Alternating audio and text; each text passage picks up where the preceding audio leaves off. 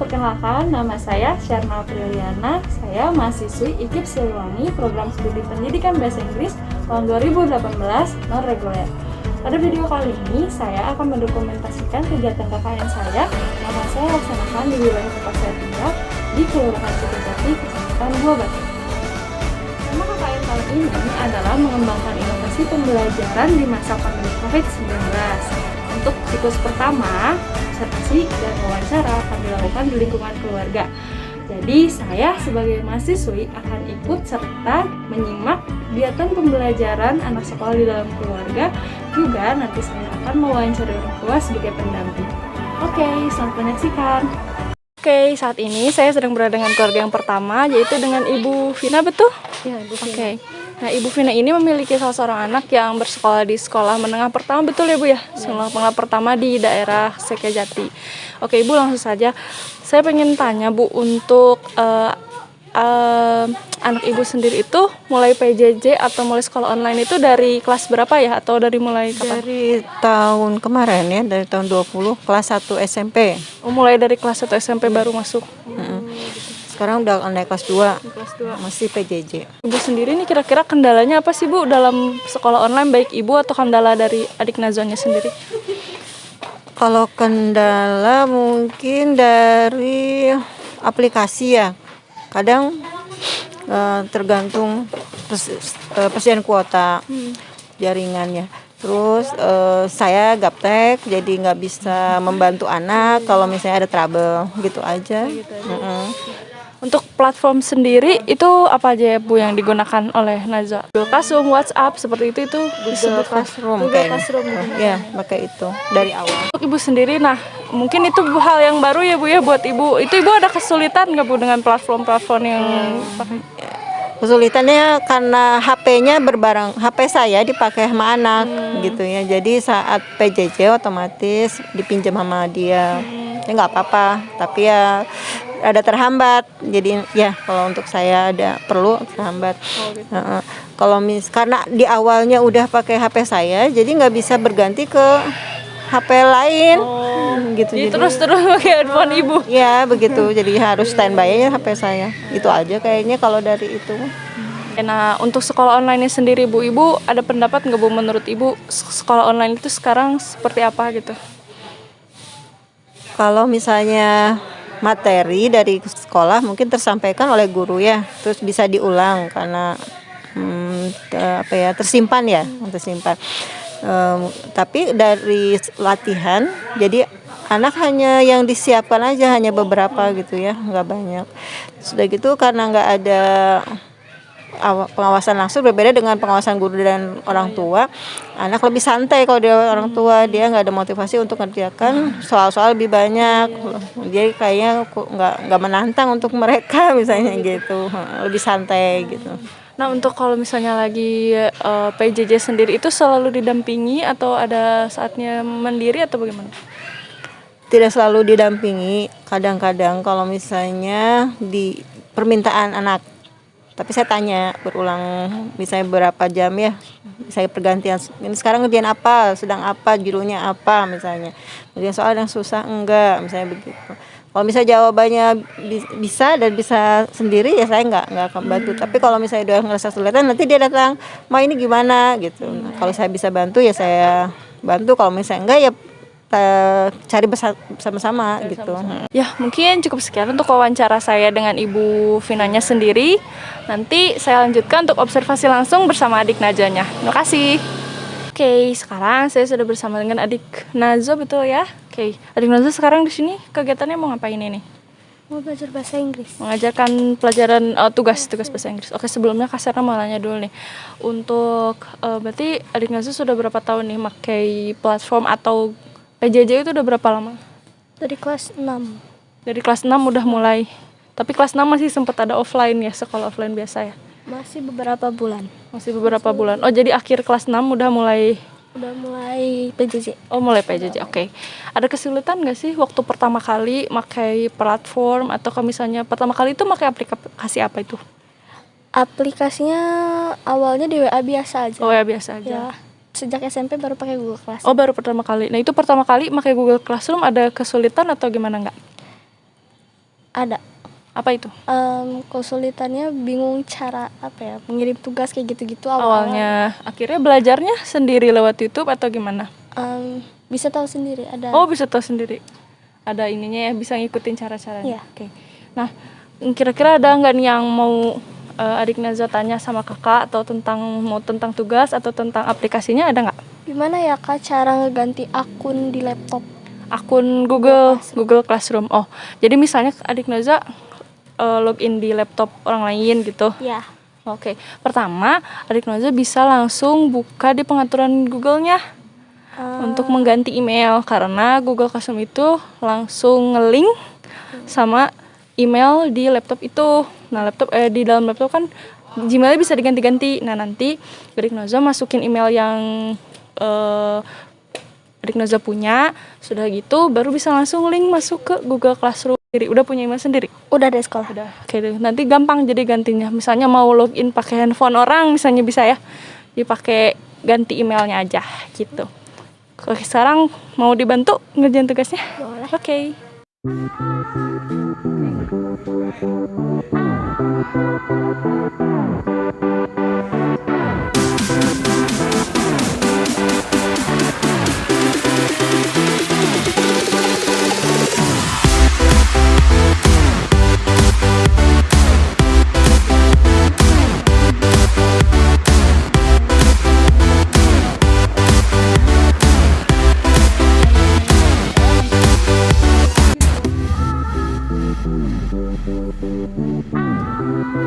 Oke, baik. Sekarang saya sedang berada bersama keluarga kedua yang akan saya observasi, yaitu keluarga Bapak Agus Sebastian, betul ya?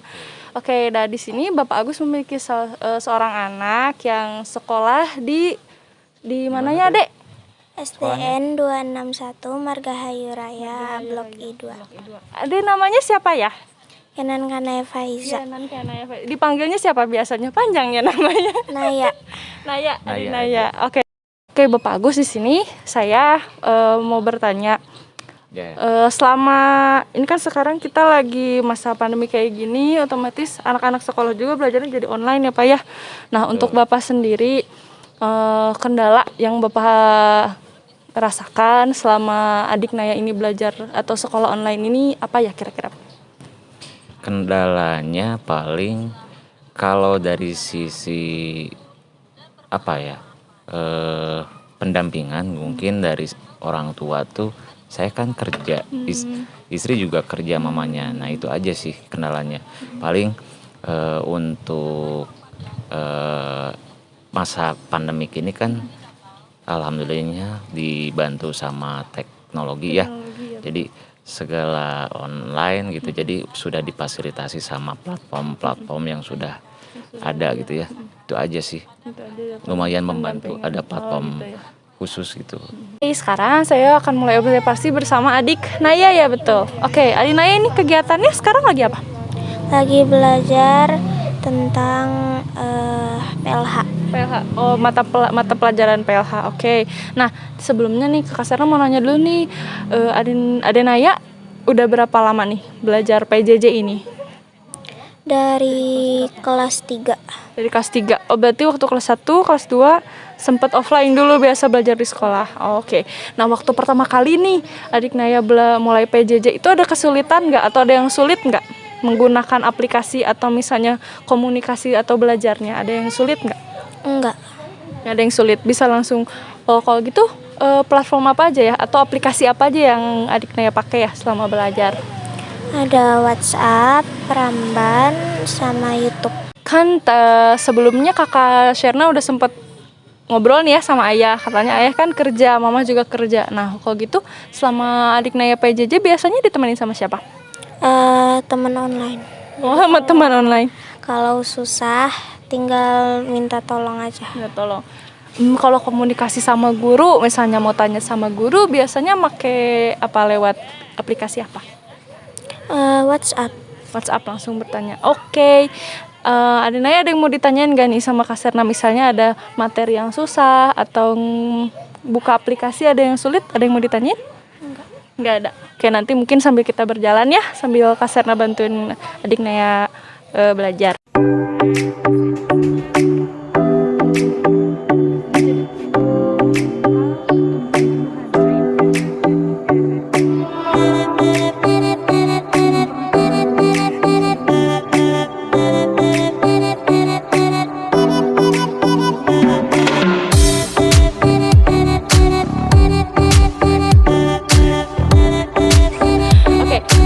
observasi yang kedua ini saya cukupkan sekian aja. Terima kasih Bapak Agus atas waktunya. Adik Naya terima kasih. Kalau begitu kita lanjut ke keluarga yang selanjutnya. Terima kasih. Assalamualaikum Teh Sena. Saya mau jawab pertanyaan yang Teteh kasih ya. Kalau yang besar, yang anak pertama itu waktu awal pandemi berarti masih kelas 2. Kelas 2 semester 2 ya, 2020. Jadi sekarang udah kelas 4. Terus kalau yang kecil itu dulu pas pandemi juga sama, online, PAUD online, sama mulai awal pandemi. Terus kalau sekarang jadinya kelas 1 SD, jadi sekarang PJJ-nya sama-sama SD. Platformnya WhatsApp group, terus Zoom, Google Meet, YouTube,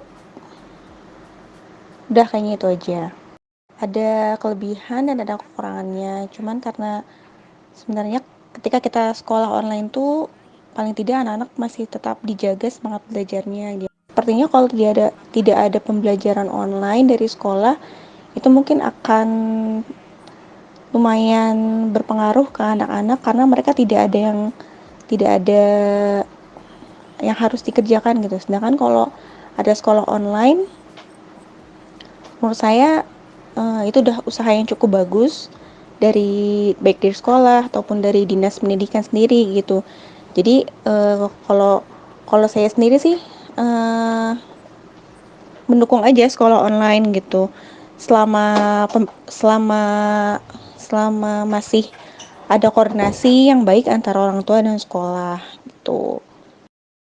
Kendalanya ya itu tadi ya, menjaga semangat belajar anak-anak gitu, karena satu, tentunya saya sebagai ibu tidak punya kemampuan mengajar, basic skill untuk mengajar gitu, maksudnya ilmu untuk mengajarnya. Jadi mungkin yang pertama kendalanya itu gitu, kadang-kadang mungkin kurang sabar atau cara penyampaian yang kadang tidak komunikatif gitu kan. Tapi saya berusaha untuk mencoba menemani anak-anak belajar dan mengajarkan mereka sambil saya juga belajar gitu. Jadi tidak hanya mereka yang belajar, tapi saya juga belajar.